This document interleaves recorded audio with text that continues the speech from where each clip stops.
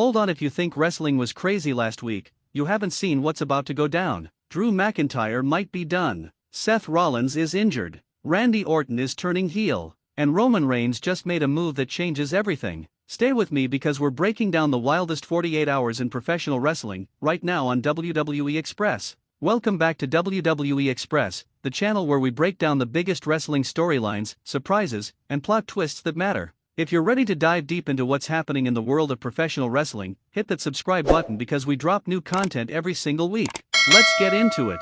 Here's the thing about Drew McIntyre: he's built a legacy as one of the toughest, most resilient competitors on the roster. But something just shifted. Whether it's injury concerns, a narrative direction change, or character evolution we're seeing unfold, this is significant. What makes this story compelling isn't just what happened, it's the timing. Coming off a string of competitive matches and high-profile showdowns, this development sends shockwaves through the entire landscape. Fans have invested years in Drew's journey, from his struggles to finally reaching the top. The real question is, where does this lead? Is this a temporary storyline beat that leads to an even bigger comeback? Or are we looking at a genuine shift in how WWE is positioning their roster? The answer matters because it affects not just Drew's trajectory, but the entire foundation of upcoming programming. Let's talk about something serious for a moment. Seth Rollins has proven he's one of the most dynamic, athletic performers in wrestling history. The dude can do things in that ring that defy physics. But athleticism at that level comes with a cost. Your body pays the price. An injury to someone of Seth's caliber creates a vacuum. When top-tier performers go down, it forces WWE to recalibrate entire storyline directions.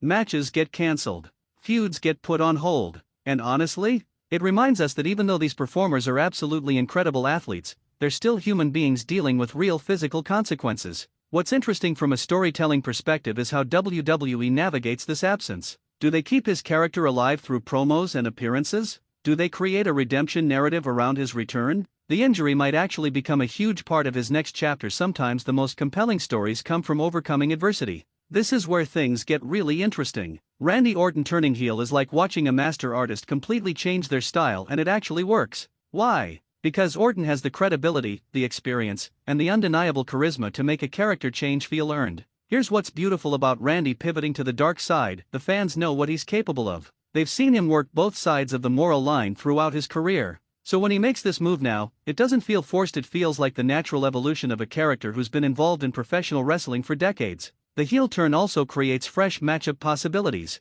new rivalries, new tension, new storylines that can run in completely different directions than anyone expected. And Randy Orton is experienced enough to make people absolutely hate him while still respecting his abilities. That's the sweet spot, getting nuclear heel heat while remaining credible. And then we have Roman Reigns, the tribal chief. The man who's dominated the landscape for years is making a pivotal decision that could redefine his character going forward. Without spoiling the exact details, what we're seeing is Roman continue to evolve as a character. Whether he's turning face, adjusting his alliance, or changing tactics, it's a reminder that even established, dominant figures have to adapt. The wrestling landscape isn't static. The best competitors understand that staying relevant means staying unpredictable. This move from Roman connects directly to everything else we've discussed. Drew's situation, Seth's absence, Randy's turn, Roman's evolution. These aren't isolated incidents. They're threads in a much larger tapestry that WWE is weaving right now. This is why we love professional wrestling. The storytelling, the unpredictability, the constant evolution of characters and narratives.